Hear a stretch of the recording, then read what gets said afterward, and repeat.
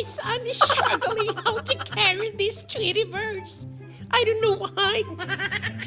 He said to me, Daddy, it's so heavy. Look. Hey.